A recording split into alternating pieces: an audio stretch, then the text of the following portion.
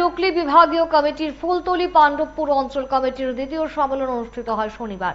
এদিন মতিনগরে সম্মেলনে উপস্থিত ছিলেন সিপিআইএম রাজ্য কমিটির সদস্য তথা ডুকলি মহকুমা কমিটির সম্পাদক নারায়ণ দেব, সম্পাদক মণ্ডলীর সদস্য তপন দাস, সদস্য মিজানুর রহমান প্রমুখ।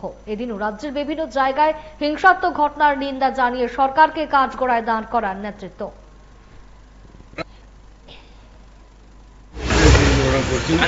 তারা সেখানে ধর্মের নামে আমাদের দেশটাকে ভাগ করে তারা কোনো জাতিকে দেখার জন্য চেষ্টা করছে।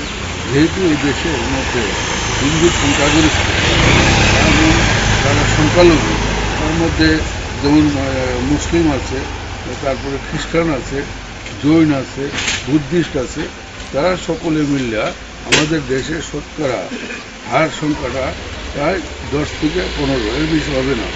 বাকি সবাই আমরা হিন্দু।